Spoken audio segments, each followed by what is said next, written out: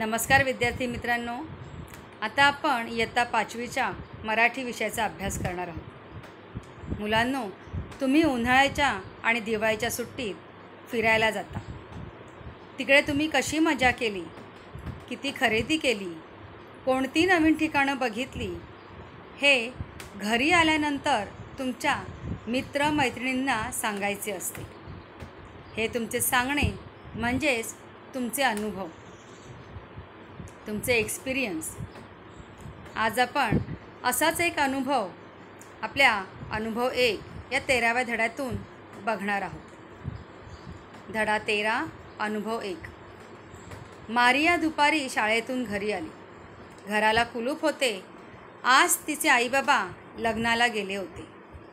तिने कुलूप उघडले, घरात आली, खिडक्या उघडल्या, गणवेश बदलला, हातपाय धुवून ती घरात खाऊ शोधत होती.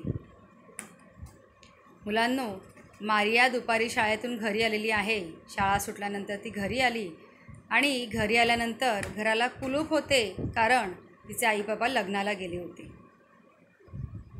तिने तिच्याकडची जी किल्ली होती त्या किल्लीने लॉक उघडलं, कुलूप उघडलं आणि ती घरात आली. घरात आल्यानंतर पहिल्यांदा तिने खिडक्या उघडल्या. बाहेरची मोकळी हवा घरात यायला हवी, शुद्ध हवा घरात आली पाहिजे म्हणून तिने खिडक्या उघडल्या आणि आपला युनिफॉर्म चेंज केला, गणवेश बदलला. गणवेश म्हणजे युनिफॉर्म, तो चेंज केला, बदलला. हातपाय धुवून ती घरात खाऊ शोधत होती. तिने हातपाय धुतलेले आहेत आणि आईने काही खाऊ करून ठेवला आहे का याचा ती शोध घ्यायला लागली. अचानक खिडक्यांची दारे एकमेकांवर धाड धाड आपटू लागली. वारा सू करत वाहू लागला. आभाळात ढगांनी गर्दीच गर्दी केली. ढगांचा गडगडाट व विजांचा कडकडाट सुरू झाला. पाऊस धो धो कोसळू लागला. मारियाने पटापट दारे खिडक्या बंद केल्या.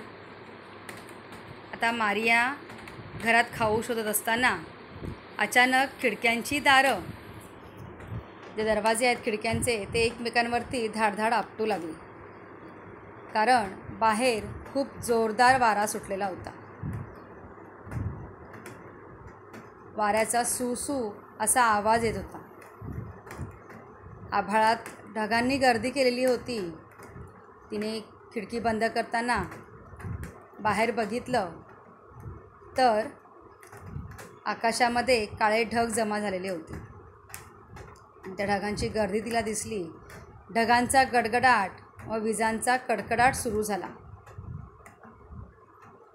ढगांचा गडगडाट म्हणजे ढग एकमेकांवरती आपटल्यानंतर जो आवाज होतो, जो गडगड असा आवाज होतो, तो ढगांचा आवाज. आणि विजांचा कडकडाट, विजा चमकतात आणि त्याच्यातून कडकड असा आवाज येतो, तो विजांचा कडकडाट सुरू झाला. तो आवाज तिने ऐकला, तो आवाज तिने पाहिला. विजा चमकताना तिने पाहिल्या आणि त्याचबरोबर धो धो पाऊस कोसळू लागला. खूप जोरदार पावसाला सुरुवात झाली. धो धो पाऊस कोसळणे म्हणजे खूप जोरदार पावसाला सुरुवात झाली. त्याच्यामुळे मारियाने पटापट दारे खिडक्या बंद केल्या. मुलांनो, इथे वाऱ्याचा सू असा आवाज दिलेला आहे. जेव्हा वारा खूप वेगात वाहतो, खूप जोरदार वाहतो, त्यावेळेला वाऱ्याचा आवाज येतो, तो सू असा असतो. त्याचबरोबर ढगांचा गडगडाट हा ढगांचा आवाज झाला. या जोरदार वाऱ्यामुळे जेव्हा ढग एकमेकांवरती आपटतात तेव्हा त्याचा गडगड असा आवाज येतो. त्या आवाजाला गडगडाट असं म्हणतात. विजांचा कडकडाट, विजांच्या आवाजाला कडकडाट असं म्हणतात. जेव्हा वीज खूप जोरदार चमकते त्यावेळेला त्यातून जो आवाज निर्माण होतो तो कडकडाट. असा हा जोरदार विजांचा कडकडाट, ढगांचा गडगडाट सुरू झाला आणि त्याचबरोबर खूप जोरदार असा पाऊस कोसळायला लागला, पाऊस पडायला लागला. ते पावसाचं पाणी आतमध्ये येऊ नये म्हणून मारियाने दारं आणि खिडक्या पटापट बंद केल्या. पटकन तिने दारं खिडक्या लावून घेतल्या. तिचं लक्ष आता घड्याळाकडे गेलं. दारं खिडक्या लावून ती आतमध्ये आली. त्यावेळी तिने घड्याळाकडे सहज बघितलं तर बराच उशीर झालेला होता. बराच उशीर झाला आहे असा विचार करतच ती जवळच्या खुर्चीत बसली. हळूहळू तिला पावसावरच्या कविता आठवू लागल्या. ती कविता गुणगुणू लागली. मारिया जी आहे त्या मारियाने बाहेर पावसाचा अंदाज घेतला. पाऊस जोरदार पडायला सुरुवात झालेली होती. ते पाणी घरात येऊ नये म्हणून ते दारं खिडक्या पटापट बंद केल्या आणि आता ती आतमध्ये वळली. घरात आली. तिने सहज म्हणून घड्याळाकडे बघितलं तर घड्याळामध्ये बघितल्यानंतर तिला जाणवलं की आपणही घरात येऊन बराच उशीर झालेला आहे, बराच वेळ झालेला आहे आणि आई बाबासुद्धा लग्नाला जाऊन खूप वेळ झालेला आहे. आता आई बाबा कधी येतील, आपण आता काय करूया असा विचार करत ती जवळच्या खुर्चीत बसली. खुर्चीत बसल्यानंतर बाहेरच्या पावसाचा तिला आवाज येत होता. ढगांचा गडगडाट तिला ऐकू येत होता. हा निसर्गाचा सुंदर जो काही प्रकोप चालू होता, जो काही निसर्गाचा आविष्कार होता, त्याचा आवाज ऐकत असताना त्याचा अनुभव घेत असताना तिला हळूहळू पावसावरच्या कविता आठवू लागल्या. पावसाची गाणी तिला आठवायला लागली आणि ती कविता गुणगुणू लागली. ती गाणी, त्या कविता ती म्हणायला लागली. ये रे ये रे पैसा तुला ये रे ये रे पावसा तुला देतो पैसा, पैसा झाला खोटा पाऊस आला मोठा, ये ग सरी माझे मडके भरी, सर आली धावून मडके गेले वाहून. ही लहान मुलांची कविता. आपण कितीही मोठे झालो तरीसुद्धा ही कविता, हे गाणं आपण विसरू शकत नाही. तसंच लहानपणी मारियाला ही जी कविता शिकवलेली होती ती तिला आठवायला लागली आणि ती गाणी, ती कविता ती गुणगुणायला लागली, ती म्हणायला लागली. मुलांनो, मारियाने घरात आल्यानंतर काय काय केलं आहे तर तिने काय केलं, पहिल्यांदा आपल्याकडच्या चावीने घराचं दार उघडलं. घरात आल्यानंतर तिने घराच्या खिडक्या उघडल्या, खिडक्याचे दरवाजे उघडून टाकले, बाहेरची मोकळी हवा आत यायला हवी म्हणून. त्यानंतर तिने आपला युनिफॉर्म बदलला, युनिफॉर्म चेंज केला, हातपाय स्वच्छ धुतले आणि आईने काय खायला करून ठेवलं आहे ते शोधायला लागली. तेवढ्यात दारं खिडक्यांची जे दरवाजे आहेत ते दरवाजे एकमेकांवरती जोरदार आपटायला लागले, कारण बाहेर खूप वेगात वारा वाहत होता. वाऱ्याचा सुसू असा आवाज येत होता. त्याचबरोबर ढगांचा गडगडाट ऐकायला येत होता.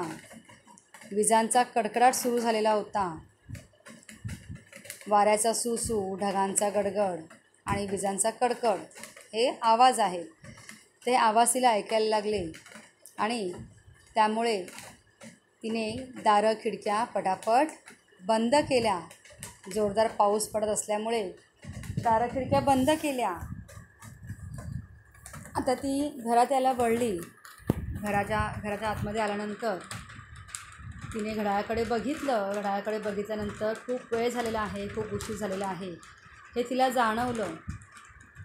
आता काय बरं करावं असा विचार करतच ती जवळच्या खुर्चीत बसली आणि बाहेरच्या पावसाच्या आवाजामुळे तिला पावसाची गाणी सुचायला लागली, गाणी आठवायला लागली आणि ती गाणी ती गुणगुणायला लागली, गाणी म्हणायला लागली.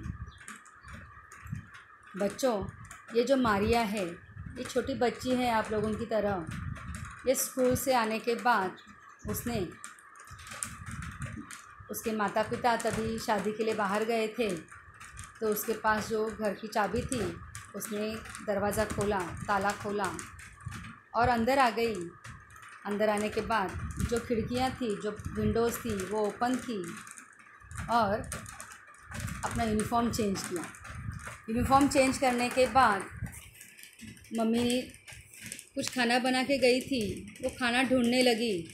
तभी अचानक से जो खिड़कियाँ उसने खोल रखी थी वो एक दूसरे पे बजने लगी, उनका आवाज़ आना शुरू हो गया और उसके लिए उसने खिड़कियाँ बंद करने के लिए दौड़ी।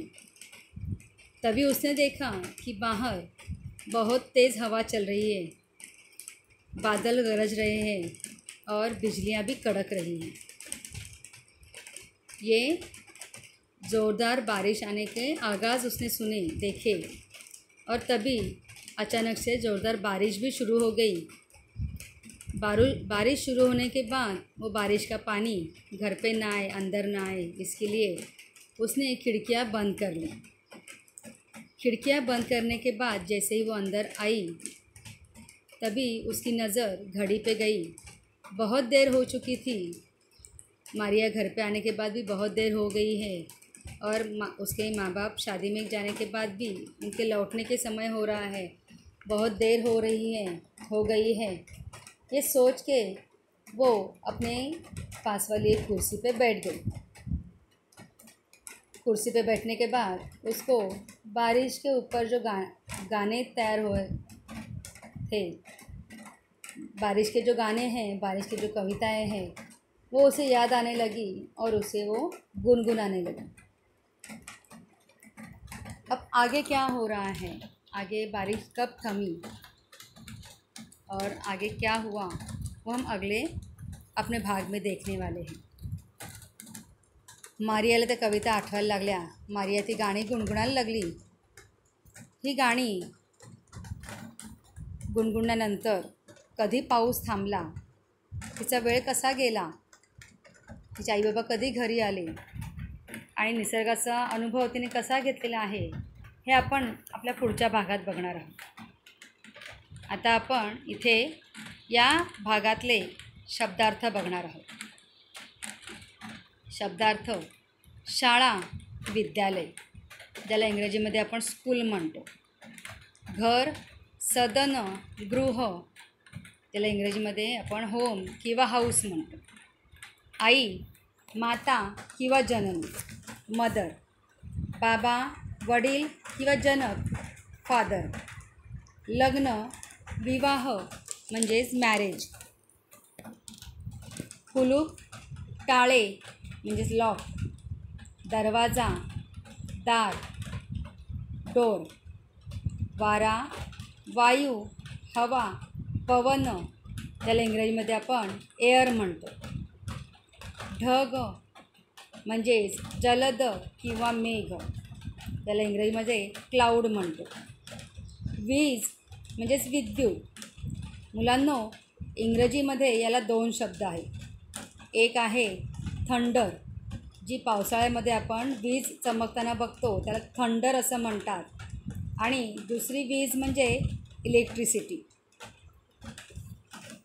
पाऊस, पाऊस म्हणजे पर्जन्य, वर्षा, इंग्रजीमध्ये रेन। उशीर, उशीर म्हणजे विलंब, इंग्रजीमध्ये लेट। मुलांनो, आता आपण हे शब्दार्थ बघितलेले आहेत इंग्रजी आणि मराठीमध्ये। असेच पुढचे शब्दार्थ आपण नवीन भागामध्ये बघणार आहोत। मारियाने घरात आल्यानंतर दरवाजे, खिडक्या का बंद केल्या? कारण जोरदार पाऊस सुरू झालेला होता। या पावसाचं वर्णन तिने कसं केलेलं आहे ते आपण पुढच्या भागात बघणार आहोत। इथे आपला पहिला भाग संपलेला आहे। धन्यवाद।